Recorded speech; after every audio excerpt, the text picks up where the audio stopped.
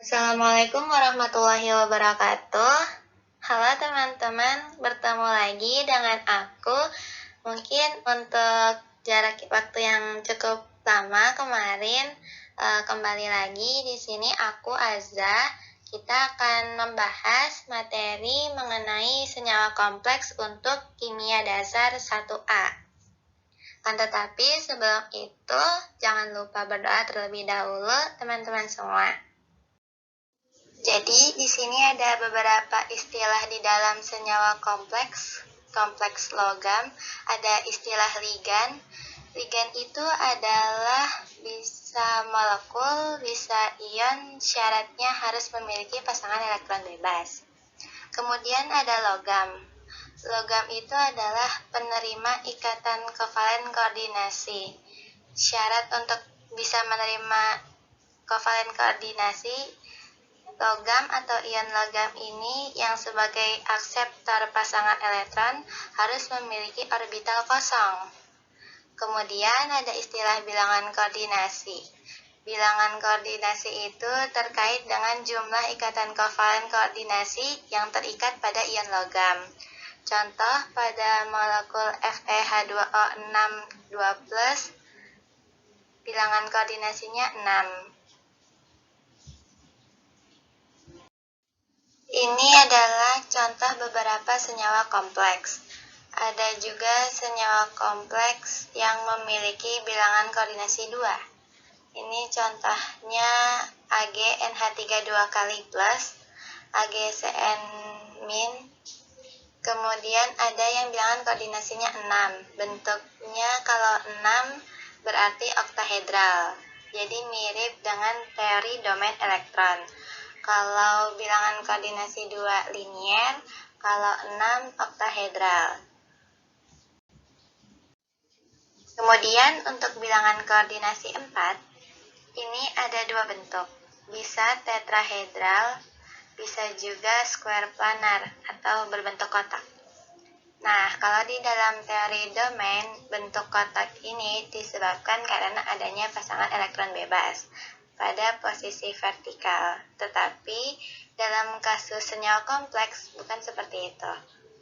Ini sama-sama bilangan koordinasi 4, tapi kenapa yang satu berbentuk tetrahedral, yang satu berbentuk kotak?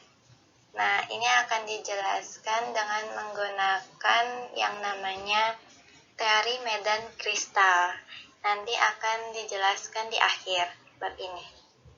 Nah, kemudian untuk ligan ini ditentukan tipenya berdasarkan kontribusi ikatan kovalen koordinasi yang bisa diberikan. Jadi kalau misalnya hanya bisa menyumbang satu ikatan kovalen koordinasi, maka disebut sebagai ligan monodentat. Dentat itu gigi, jadi maksudnya dia menggigit dengan satu gigi. Kemudian ada ligan polidentat, berarti dia bisa menyumbang lebih dari satu ikatan kovalen koordinasi. Misalnya ada ligan bidentat, berarti dia punya dua gigi yang bisa untuk menggigit. Dalam ikatan kovalen koordinasi, berarti dia menyumbangkan dua pasangan elektron bebas. Kalau di atas 2 biasanya disebut polidentat, bisa 3, 4, bahkan ada yang 6 giginya untuk menggigit ion-ion logam.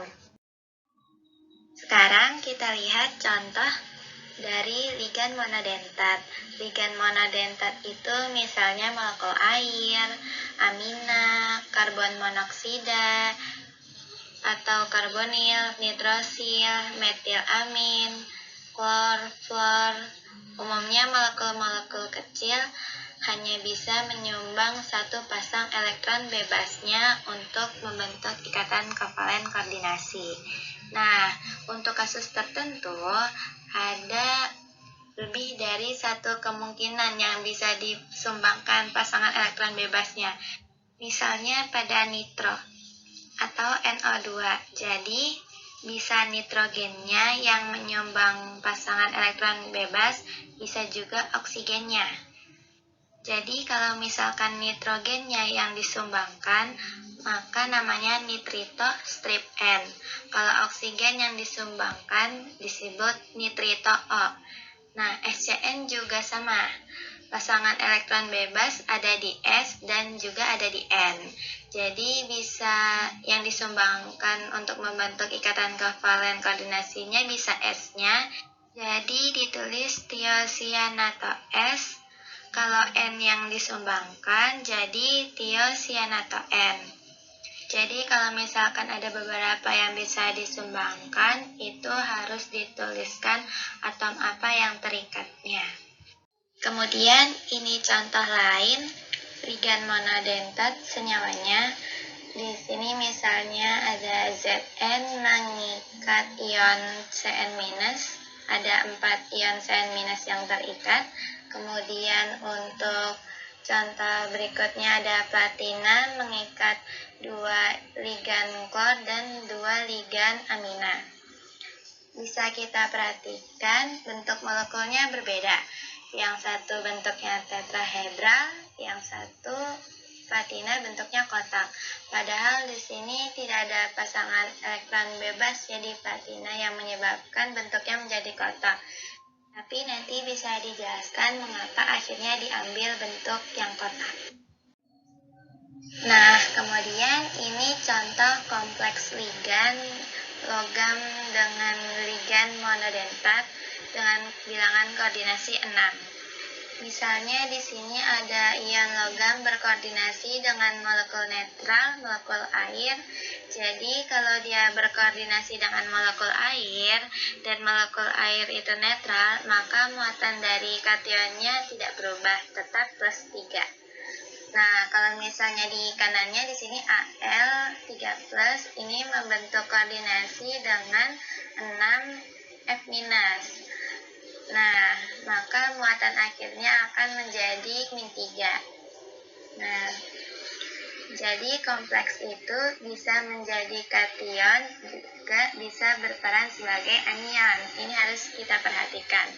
Gantung dia membentuk kompleks dengan ligan yang mana.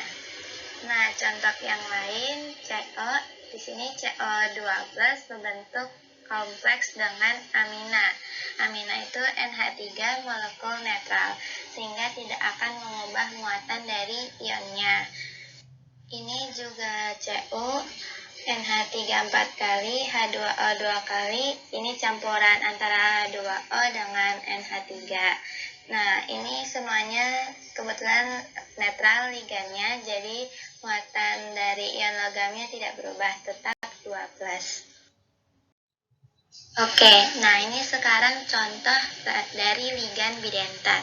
Ligan bidentat berarti satu molekul, biasanya ligan bidentat itu harus molekul yang ukurannya agak besar. Mengapa? Karena harus ada jarak agar bisa 2 pasangan elektron bebas membentuk ikatan kovalen koordinasi dengan suatu logam. Contoh bipiridil juga merupakan contoh dari ligan bidentat. Jadi kalau misalnya molekul kecil mempunyai 2 pasangan elektron bebas, misalnya pada SCN, itu jaraknya terlalu berdekatan antara S dengan N-nya sehingga tidak bisa dipaksakan untuk menjadi bidentat. Jadi hanya bisa menyumbang sepasang elektron bebas saja. Jadi untuk ligan bidentat itu ukurannya harus agak besar. Saya di sini juga ada contoh etilen diamin. Kemudian contoh lain untuk ligan bidentat adalah asetat. Di kiri bawah ini ion oksigennya, ion karboksilatnya ini punya 2 pasangan elektron bebas yang bisa disumbangkan untuk membentuk ikatan kovalen koordinasi. Oksalat juga bisa, asetil asetonat juga bisa. Oke, ini adalah contoh dari ligan bidentat juga. Jadi ini adalah suatu molekul asam amino, namanya glisin. Jadi dia di sini punya oksigen yang bisa disumbangkan untuk membentuk kovalen koordinasi. Jadi O yang mengikat H ini memiliki pasangan elektron bebas, kemudian N-nya juga memiliki pasangan elektron bebas yang bisa dimanfaatkan untuk membentuk kompleks dengan platina. di gambar sebelah kanannya. Kemudian contoh lain adalah etilen diamin. Jadi di sini dia punya dua pasangan elektron bebas, bisa membentuk kompleks. Ini bentuknya adalah oktahedral, tetapi oktahedralnya itu disumbang oleh 3 molekul ligan, bukan 6 molekul ligan monodentat, tapi untuk bidentat cukup 3 saja. Kemudian untuk contoh ligan polidentat, ada dietilamin di sini punya 3 gigi. Kemudian ada trietil tetraamin punya 4 pasangan elektron bebas yang bisa disumbangkan untuk membentuk kovalen koordinasi. Dan ada juga etilen diamin tetraasetat. Ini bisa menyumbang hingga 6 ikatan kovalen koordinasi. Nah, mana saja yang bisa disumbangkan? Oksigen yang ada di kanan, pada nitrogen ada 2 di sini, dan oksigen yang ada di kiri, jadi totalnya bisa 6. Jadi, struktur oktahedral bisa dibentuk hanya dengan berikatan dengan satu ligan saja. Jadi kalau misalnya membentuk kompleks dengan EDTA. Nah, EDTA ini kelompok senyawa ligan polidentat disebut sebagai agen penghelat atau penjepit. Jadi dia mirip kepiting, bisa menjepit.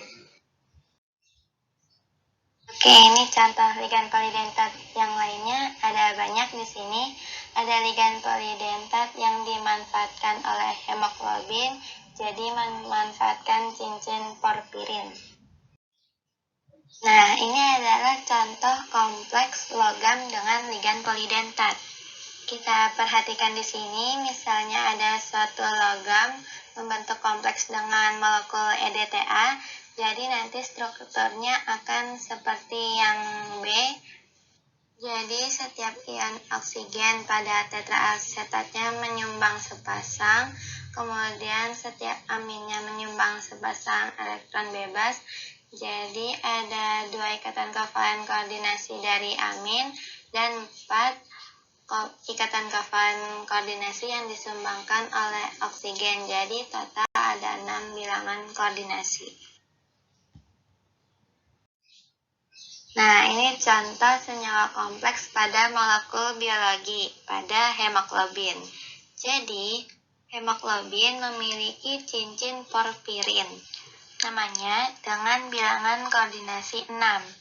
Jadi, 4 disumbangkan oleh nitrogen pada cincin porfirin, dan 1 disumbang oleh nitrogen pada histidin, dan 1 dibiarkan kosong yang di atas ini untuk nanti bisa digunakan untuk mengikat oksigen, karena hemoglobin fungsinya adalah untuk menghantar oksigen melalui aliran darah ke seluruh tubuh kita. Jadi sebetulnya ini antara oksigen dengan Fe ini membentuk senyawa kompleks, membentuk ikatan kovalen koordinasi.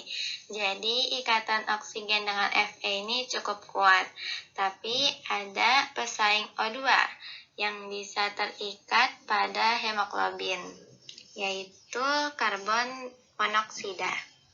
Nah, karbon monoksida ini kalau terikat, kekuatan ikatannya itu 20.000 kali dibanding dengan O2.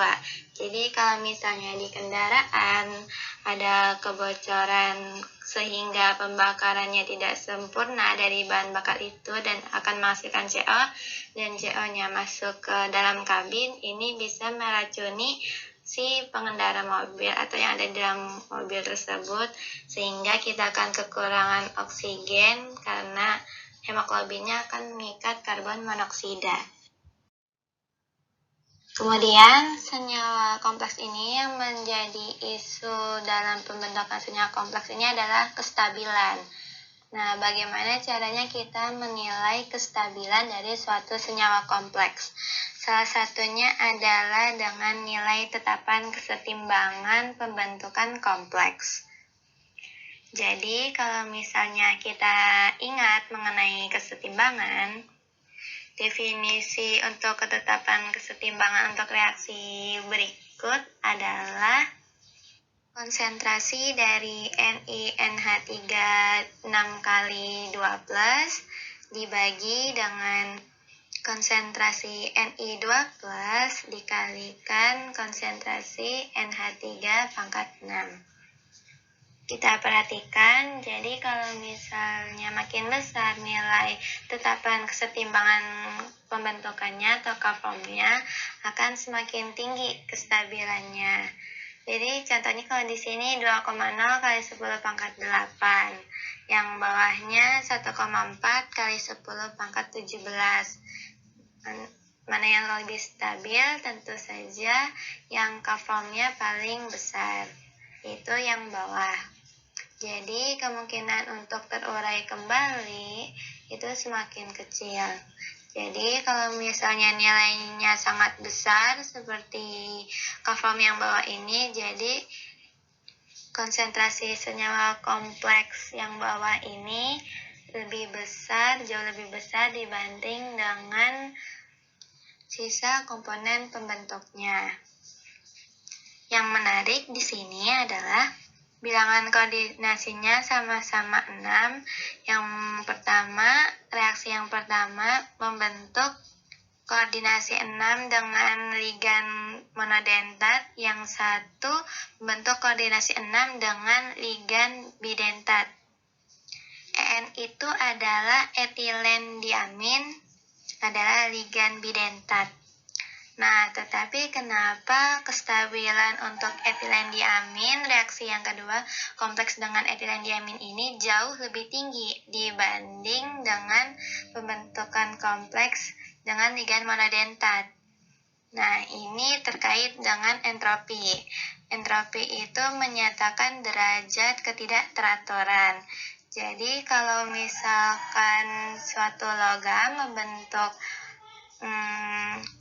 struktur oktahedral dengan ligannya, kalau terurai akan menjadi ion logam dengan, kalau di sini misalnya contohnya dengan ligan amina dengan 6 ligan amina, maka jumlah sinya ketika terurai ada 7 logam dengan 6 amina.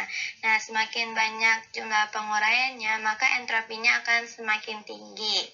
Nah, kalau misalnya ligannya ada ligan bidentat, kalau di sini contohnya etilen diamin, misalnya logam Ni di sini berikatan dengan ligan etilen diamin yang ada 3 di sini. Nah, ketika terurai akan menghasilkan ion Ni2+ dengan 3 En. Nah, jadi jumlah totalnya hanya 4 spesies ketika terurai.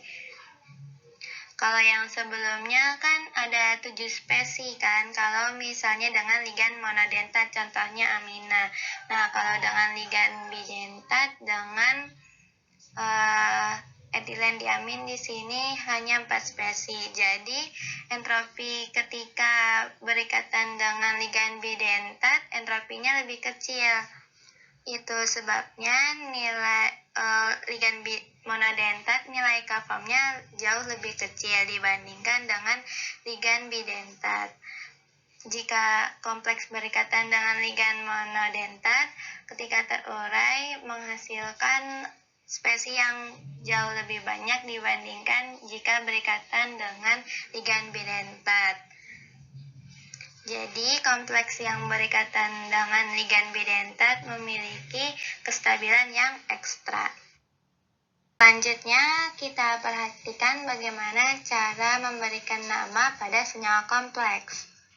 Nah, senyawa kompleks itu biasanya senyawa dalam bentuk garam. Jadi, seperti biasa, kalau garam harus kation dulu yang ditulis pertama, kemudian baru anionnya. Nah, kalau misalnya senyawa kompleks ini membentuk bisa kation, bisa anion. Nah, untuk ligannya, kalau ligan anion itu contohnya di sini ada kloro, kemudian bromo, siano, okso, Jadi kalau misalnya ligannya anion-anion seperti itu, maka nama ligan tersebut diakhiri dengan huruf O. Jadi klorida jadi kloro, bromida jadi bromo, sianida jadi siano, oksida jadi okso.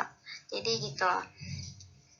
Ini ketentuan pertama untuk nama ligan.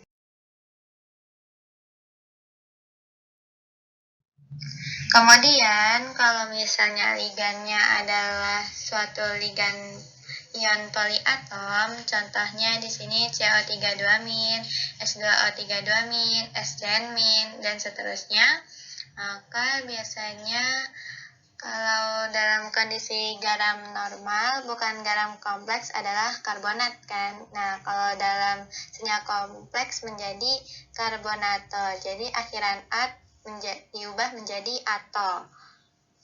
Jadi karbonat menjadi karbonato, tiosulfat menjadi tiosulfato, tiosianat menjadi tiosianato. Nah, ini tiosianato kalau yang terikat adalah belerangnya, dan isotiosianato kalau yang terikat adalah nitrogennya.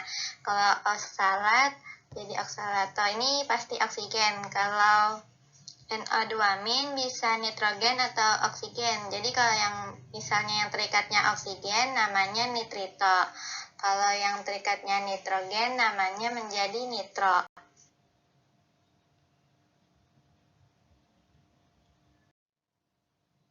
Nah, kemudian ini ada yang lain dari yang di sini asetat menjadi asetato.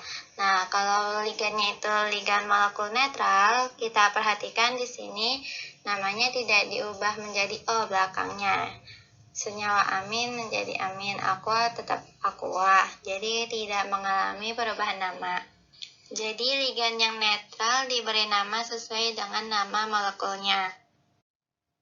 Nah, kemudian kalau ada lebih dari satu ligan, nama ligan itu harus diawali dengan nama di, tri, tetra, penta, heksa. Nah, kalau misalkan yang terikatnya itu adalah ligan-ligan polidentat, umumnya namanya dikasih bis, tris, tetrakis untuk yang ligan-ligan polidentat. Oke, selanjutnya untuk urutan penamaan ligan. Dalam rumus, simbol logam diikuti nama ligan dengan urutan ligan anion disebutkan terlebih dahulu, kemudian diikuti dengan ligan netral. Keduanya mengikuti urutan alfabet. Kemudian dalam nama kompleks, ligan diberi nama terlebih dahulu dengan urutan sesuai alfabet, kemudian diikuti nama logam. Kemudian bila ion kompleks bermuatan, maka nama logam diberi akhiran at. Misalnya kalau dia bermuatan negatif, untuk ligan yang bermuatan negatif, maka nama logam diberi dengan akhiran at. Contohnya kompleks aluminium mengikat F-6. Nah, jadi muatan totalnya AlF6 3-. Maka nama aluminiumnya tuh menjadi aluminat. Kemudian kalau kromium jadi kromat, mangan jadi manganat, nikel, nikelat, dan seterusnya. Nah, nama logam ditulis dalam bahasa Latin dan bilangan oksidasinya ditulis menggunakan huruf Romawi tanda kurung. Ini kalau khususnya untuk dalam kondisi dia bermuatan positif. Oke, nah sekarang ini contoh senyawa kompleks AgCN2-. Ion disianoargentat. Jadi kita perhatikan di sini ada kata ion disebutkan karena memang ion. Di siano, kenapa di siano? Karena di sini ada dua ligan siano, sianida jadi siano, kemudian digunakan nama Latin argentat. Nah, kalau misalkan bilangan oksidasinya lebih dari 1, maka nama logam itu dikasih huruf Romawi untuk menandai. Contohnya pada ZnOH42-.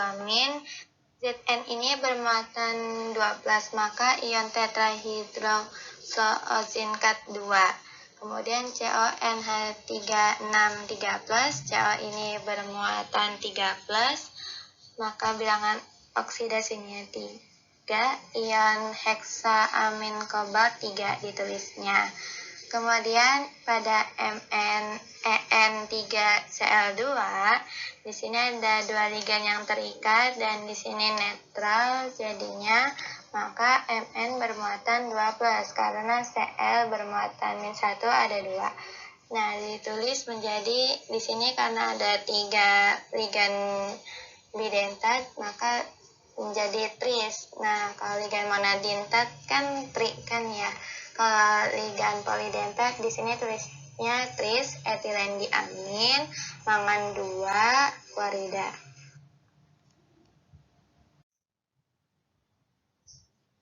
Sekarang kita akan melihat mengenai isomer. Jadi isomer itu rumus kimianya sama, tapi sifat fisiknya bisa berbeda. Di sini contohnya ada 3 senyawa kompleks dengan rumus CrCl3 6H2O. Yang rumusnya sama seperti ini, senyawanya bisa beda-beda. Ada yang jadi ligannya adalah molekul air, jadi CrH2O 6 kali Cl3. Jadi muatannya +3. Garam ini warnanya ungu. Nah, tetapi ada juga yang molekul airnya sebagai ligan itu 5 diambilnya. Untuk melengkapi jaringan makanya selnya ditambah 1. Nah, garam ini warnanya biru kehijauan. Kemudian ada yang 4 molekul air yang diambil, Cl-nya diambil 2. Nah, ini semua rumus molekulnya sama-sama CrCl3 6H2O.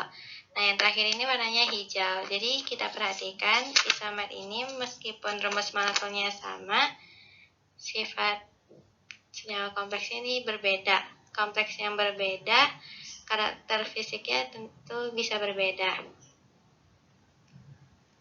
Contoh lainnya di sini yang di bawah ini juga isomer. Jadi, contohnya di sini CONH3 5 kali Br SO4, ada yang sulfatnya menjadi ligan, ada yang Br-nya yang menjadi ligan. Nah, ini warnanya berbeda. Yang satu warna ungu, yang satu warna merah. Ini adalah contoh dari isomer. Kemudian ada isomer geometri. Geometri berarti hanya bisa dilihat dia membentuk isomer setelah digambar. Nah, contoh di sini misalnya ada isomer cis dan trans. Jadi syaratnya isomer untuk membentuk bilangan koordinasi 4 bentuknya tidak bisa tetrahedral. Kalau membentuk tetrahedral tidak bisa dibedakan cis dan transnya, berarti harus membentuk kotak agar bisa dibedakan bentuk cis dan transnya. Trans itu kalau misalnya ligannya Cl ini saling berseberangan. Kebetulan untuk melihat berseberangan atau jauhan bisa Cl-nya bisa NH3-nya. Ini sama-sama saling menjauh. Kalau cis ini saling berdekatan. Kalau dalam senyawa organik, misalnya cis dan trans itu contohnya misalnya C berikatan rangkap dengan C gitu. Terus ada atom H yang berdekatan, dan kalau yang berseberangan misalnya hanya itu berseberangan gitu. Nah, dalam senyawa kompleks itu juga sama. Kalau berseberangan atau berjauhan itu trans, kalau berdekatan itu cis. Kalau untuk bilangan kompleks untuk koordinasi 6 itu saling berjauhan, yang atas Cl trans, kalau saling berdekatan yang di bawah Cl-nya itu cis.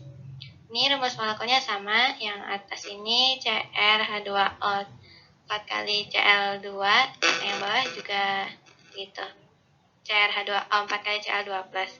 Yang atas dan yang bawah ini benar-benar sama rumus molekulnya, tapi geometrinya bisa berbeda. Jadi disebut dengan isomer geometri. Kemudian contoh isomer geometri yang lain, bilangan koordinasinya masih 6, cis dan trans juga. Nah, ini kita perhatikan untuk ligan monodentat dan bidentat bedanya. Jadi ini ada ligan bidentat, etilen amin. sebelah kiri ini ketika dibuat trans saling berjauhan keduanya. Kalau dibuat cis, baik Cl maupun ligan bidentatnya ini saling berdekatan. Nah, kemudian ada istilah kiralitas. Kiralitas itu adalah merujuk pada struktur bayangan cermin yang tidak saling overlap atau tumpang tindih. Jadi kalau bayangan cerminnya itu saling overlap, maka dia tidak bisa dikatakan sebagai kiral. Jadi bisa dikatakan kiral itu kalau bayangan cerminnya tidak saling overlap. Nah, kemudian ada istilah enantiomer. Enantiomer itu dua isomer yang bayangan cerminnya tidak saling overlap ini. Jadi ini contoh L-cis dan D-cis ini. Lihat apakah saling overlap atau tidak.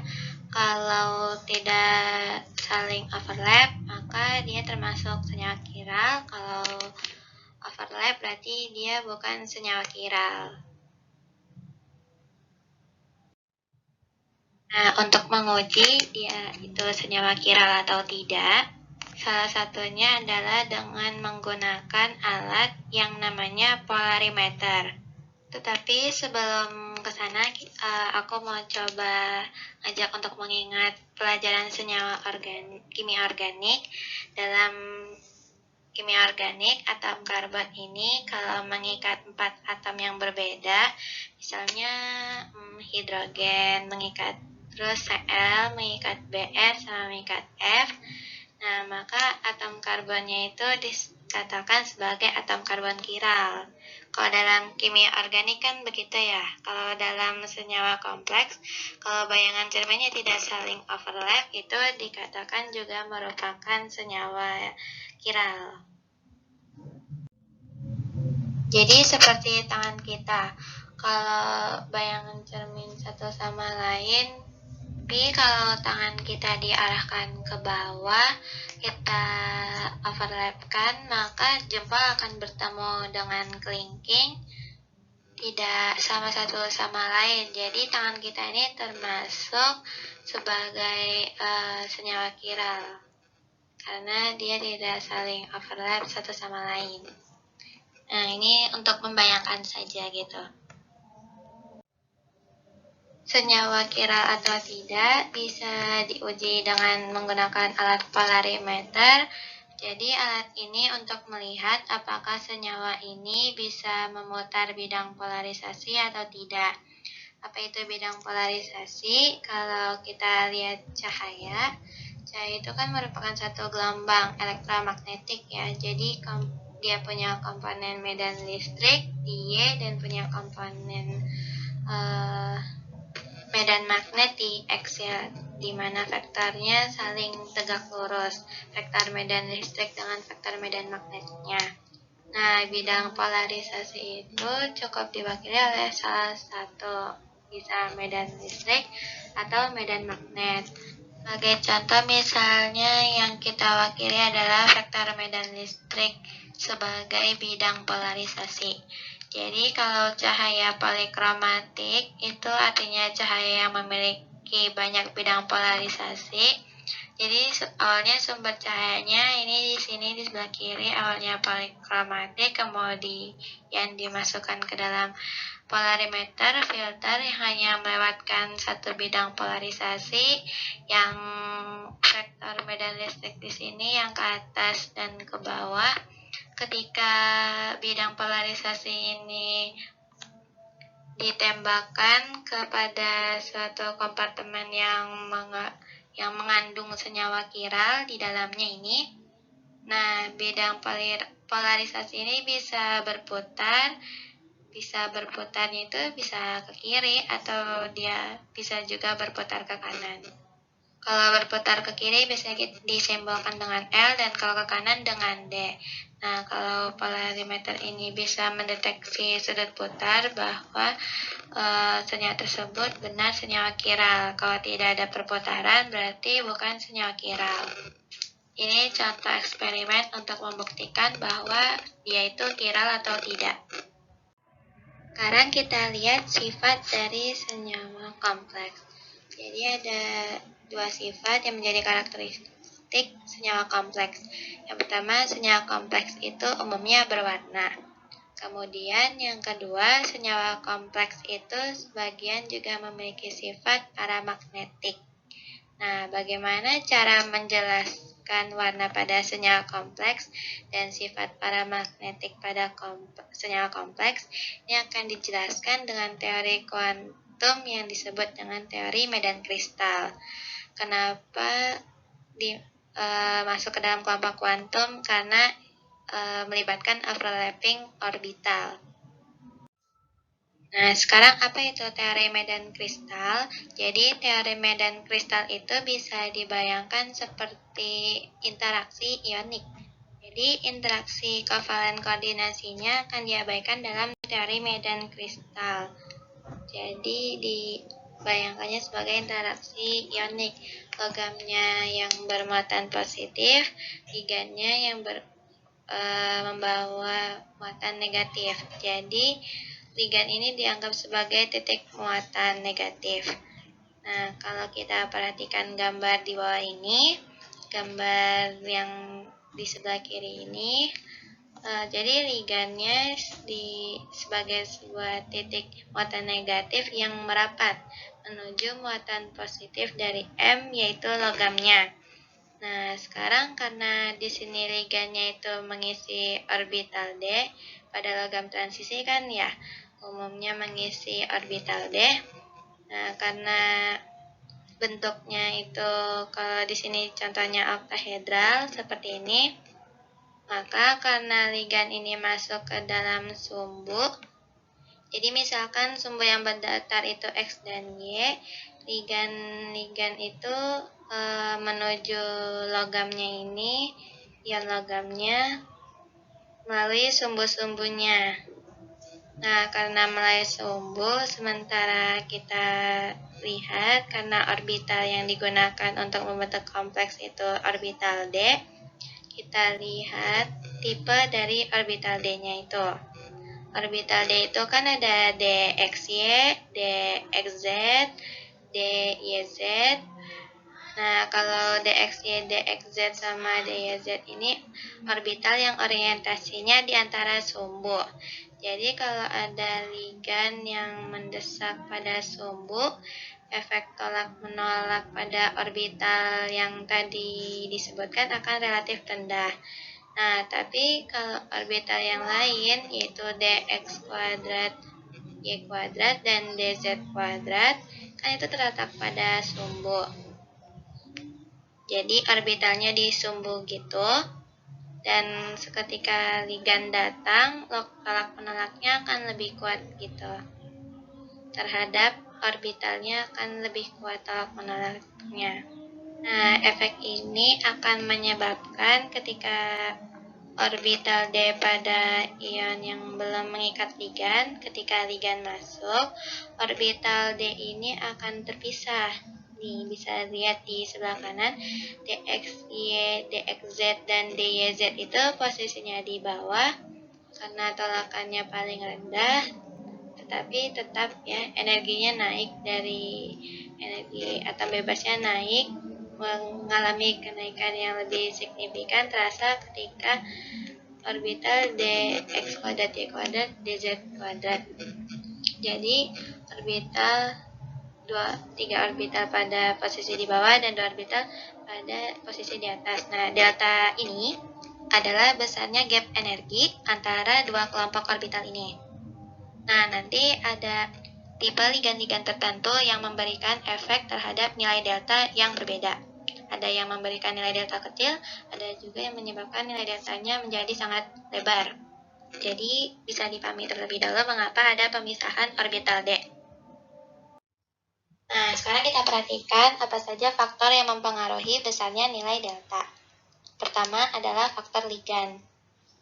Ada ligan yang menghasilkan delta besar dan ada yang menghasilkan delta kecil. Nah, ini disebut sebagai direct spektroskopi mengikuti penurunan kekuatan ligan. Jadi yang paling kuat adalah ligan Cn-, yang paling lemah adalah ligan-ligan halida. Di sini yang paling lemah I-.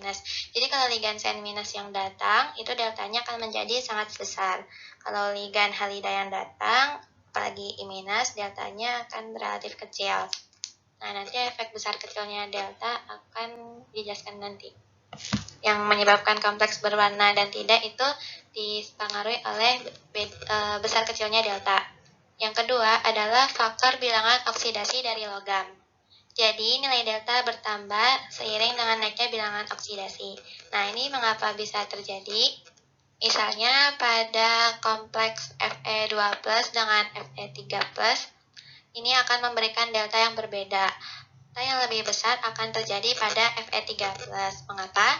Karena pada Fe3+ ukurannya jauh lebih kecil, sehingga ligan akan semakin berdesakan ketika membentuk kompleks karena ukuran kecilnya si Fe3+ tadi. Karena antar ligan saling berdekatan, maka tolak menolak akan semakin kuat, sehingga pemisahan energinya menjadi lebih lebar. Kemudian faktor ketiga adalah faktor posisi logam dalam sistem periodik. Jadi nilai delta meningkat dengan bertambahnya baris dalam satu golongan. Jadi semakin ke bawah, nilai deltanya akan semakin besar. Jadi kalau misalnya di sini Fe3+, bawahnya kan Ru, bawahnya lagi OS, yang sama-sama 3+, akan menghasilkan nilai delta yang semakin besar, semakin ke bawah. Mengapa? Karena ion dengan ukuran yang besar memiliki orbital D yang lebih besar juga, dan semakin jauh dari inti. Jadi, inti logam ini akan semakin sulit mendekatkan atau menarik ligan, sehingga tolak-menolak elektrostatik antara elektron ligan akan semakin kuat dengan elektron orbital D, karena ukuran orbitalnya akan semakin besar. Jadi kalau ukuran orbital kecil misalnya, maka tolakan elektron dengan ukuran orbital yang lebih kecil akan lebih lemah dibandingkan dengan orbital yang lebih besar. Maka pemisahan energinya akan lebih besar dengan bertambahnya baris dalam satu golongan. Jadi ada 3 faktor yang tadi telah disebutkan. Sekarang kita lihat aplikasi dari teori medan kristal.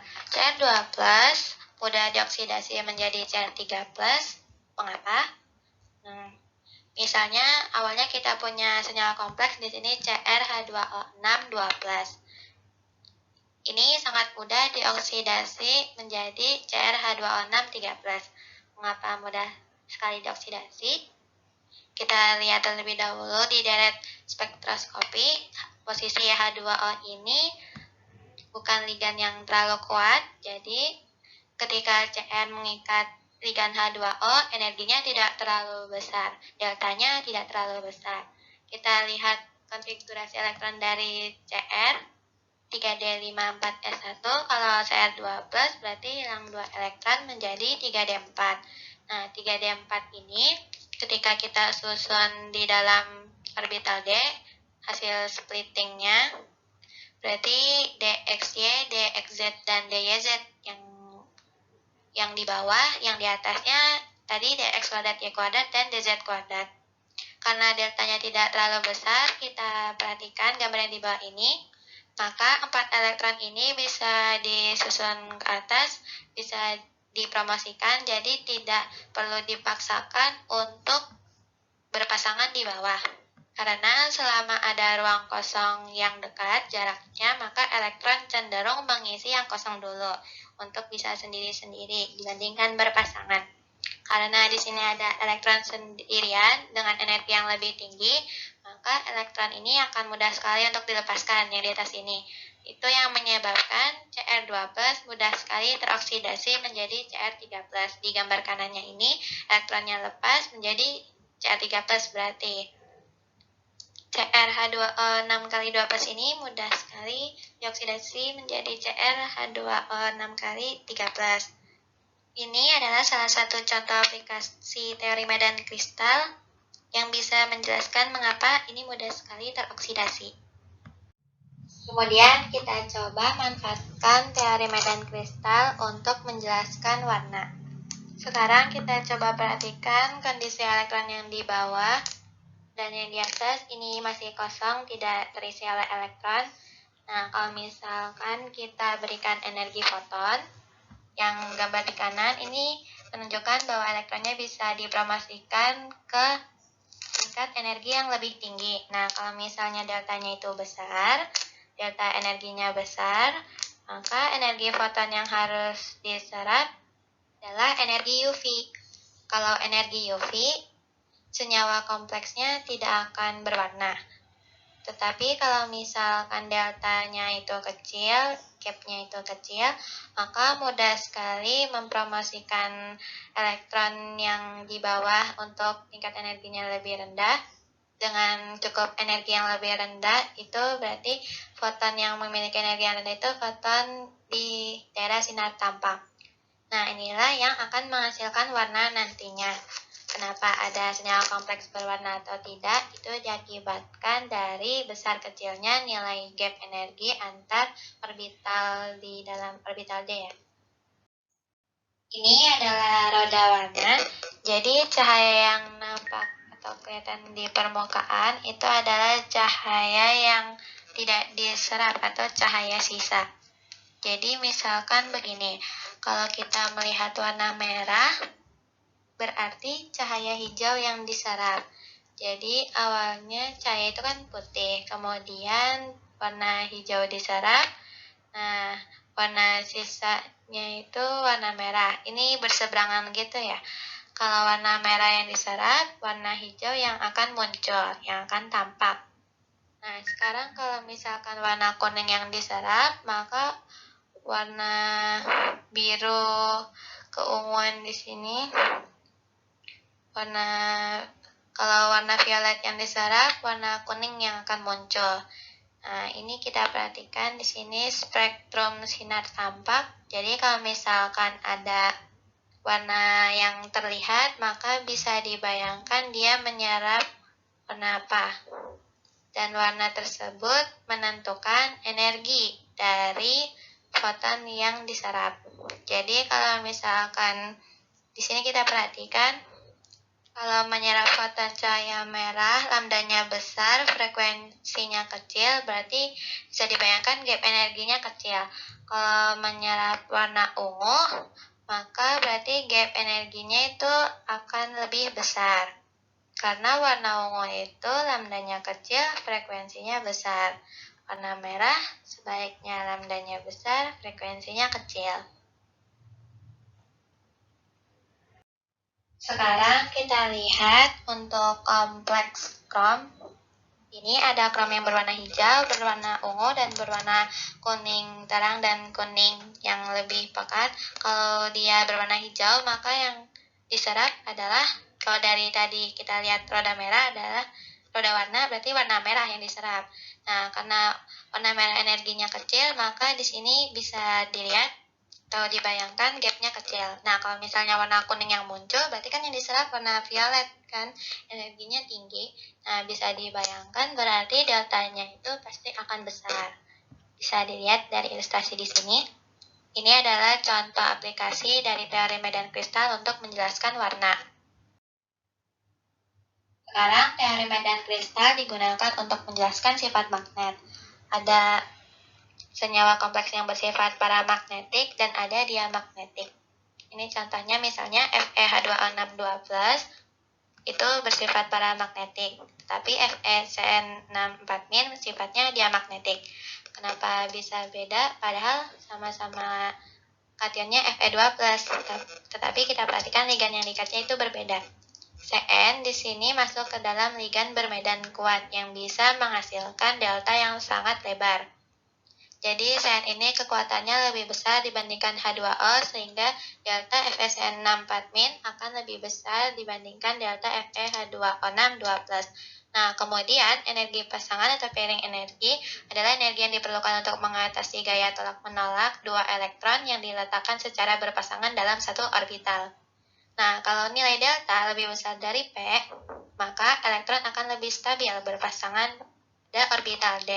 Kalau nilai delta lebih kecil dari P, maka elektron cenderung tersebar untuk mengisi orbital D. Lalu kita lihat mengapa FeH2O6 2+ bersifat paramagnetik. Nah, bisa dijelaskan di sini. Di sini orbital D untuk FeH2O6 2+ seperti ini. Ketika dia mengikat H2O, split energinya tidak terlalu besar yang di tengah ini. Oleh karena itu, elektron cenderung tersebar sampai ke orbital yang dx kuadrat, y kuadrat, dan dz kuadrat. Berarti pairing energi lebih besar dari delta. Maka energinya akan cenderung lebih besar jika dipasangkan elektronnya dibandingkan disebar. Ketika mengikat Cn, deltanya terlalu lebar sehingga delta ini akan melebihi nilai dari pairing energi. Oleh karena itu, si elektron cenderung untuk dibuat berpasangan daripada disebar. Jadi, orbital yang di atas ini kosong. Dan karena begini, FeH2O6 2+ ini banyak memiliki elektron tunggal atau elektron yang tidak berpasangan, sedangkan FeCN6 4- semuanya berpasangan. Ini yang menyebabkan FeCN6 4- bersifat diamagnetik, sedangkan FeH2O6 2+ bersifat paramagnetik. Kalau di sini dia memiliki banyak sekali elektron yang tidak berpasangan, ini dikatakan sebagai spin tinggi. Kalau banyak yang memiliki elektron berpasangan, ini dikatakan sebagai spin rendah. Jadi kalau spin tinggi umumnya paramagnetik, kalau spin rendah umumnya bersifat diamagnetik. Sebenarnya teori medan kristal untuk geometri tidak diperlukan karena tidak masuk bahan ujian. Namun sebetulnya ini sebenarnya bisa menjelaskan mengapa ada geometri kotak dan geometri tetrahedral. Jadi teori medan kristal untuk geometri kotak atau segi empat datar terbentuk dari geometri oktahedral yang kehilangan orbital pada sumbu Z. Nah, akibatnya orbital D pada sumbu Z itu energinya turun. Sedangkan orbital D pada bidang XY atau DXY itu lebih kuat terikat sehingga lebih kuat tolak-menolak elektrostatiknya. Nah, sehingga kenaikan tolak-menolak elektrostatik orbital D pada sumbu X dan Y atau dx kuadrat y kuadrat semakin meningkat energinya. Ini bisa dilihat dari grafik yang di kanan. Kan awalnya kalau oktahedral itu dia memiliki orbital pada Z-nya itu ada, lalu ketika dia berikatan dengan ligan di tengah ini, nah yang di Z-nya itu akan menjauh orbitalnya. Kemudian seakan-akan selanjutnya membentuk kotak atau segi empat datar. Nah, ini bisa dilihat grafik energinya yang awalnya dz-nya itu dz kuadratnya itu di atas, kemudian turun, dan dx kuadrat y kuadratnya itu naik, dan akan semakin naik ketika membentuk kotak, geometri kotak. DYZ ini akan turun karena tadi kehilangan orbital pada Z-nya, tetapi dxy akan naik, dan akan semakin naik ketika berbentuk geometri kotak, sebaliknya akan semakin turun dxz dan dyz ketika membentuk geometri kotak. Nah, ini kehilangan orbital pada Z itu diakibatkan oleh ligan yang berikatan dengan si atom pusat ion logamnya tersebut. Kalau contoh distribusi elektron pada geometri kotak itu ada pada misalnya ion NiCN4. Ini 2- ya seharusnya, 2-nya di atas. Nah, ion itu kan berbentuk geometri kotak ya. Nah, Ni2+ itu memiliki 8 elektron valensi, dan ligan Cn itu ligan yang bermedan kuat sehingga elektronnya akan cenderung dipasangkan. Kalau cenderung dipasangkan berarti dia bakal ngisi orbital dxz, dyz, dz kuadrat sama dxy aja. Nah, si dx kuadrat y kuadratnya itu akan kosong. Nah, nanti dia akan membentuk geometri kotak.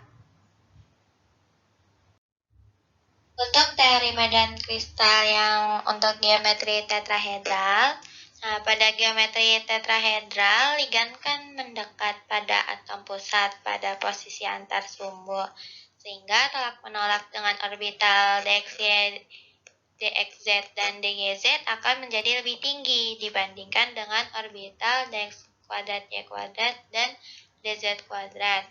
Nah, sehingga nilai deltanya untuk tetrahedral itu akan lebih kecil dibandingkan bentuk oktahedral, berbanding terbalik dengan yang geometri kotak. Jadi delta tetrahedral itu akan berkisaran 4/9 dari delta oktahedral. Nah, karena nilai delta tetrahedral itu lebih kecil dibandingkan P atau pairing energy, maka tetrahedral itu cenderung spin tinggi. Artinya banyak elektron yang tidak berpasangan, jadi elektronnya lebih tersebar. Jadi juga karena tadi deltanya kecil kan ya, karena deltanya kecil elektronnya tersebar, jadi dia akan membentuk tetrahedral. Kalau yang geometri kotak itu tadi deltanya kan jauh lebih besar, maka dia akan cenderung elektronnya saling berpasangan gitu. Nah, jadi seakan-akan orbital Z-nya itu hilang gitu, atau bisa dibilang kosong gitu. Jadinya dia akan membentuk geometri kotak. Namun, teori medan kristal untuk bentuk geometri tetrahedral dan kotak tidak akan masuk ke dalam materi UAS. Dan ini slide terakhir dari materi senyawa kompleks. Contoh teori medan kristal untuk geometri tetrahedral, contoh kompleksnya ada COCl42-. Konfigurasi elektron CO2 plus itu kan AR3D7. Nah, jadi ini akan cenderung tersebar, sehingga energi dx, dxz, dan dz-nya akan jauh lebih tinggi dibandingkan dx kuadrat, y kuadrat, dan dz kuadrat. Nah, deltanya juga kecil, jadi dia akan tersebar seperti itu. Nah, dia akan membentuk geometri tetrahedral si COCl4 2-nya. Bisa dilihat bentuk tetrahedralnya di sebelah kiri bawah. Demikian pembahasan mengenai materi senyawa kompleks. Kurangnya mohon dimaafkan. Bisa dilanjutkan untuk menonton video-video lainnya mengenai kimia dasar 1A maupun 1B. Selamat belajar teman-teman. Semoga sukses semuanya. Amin. Wassalamualaikum warahmatullahi wabarakatuh.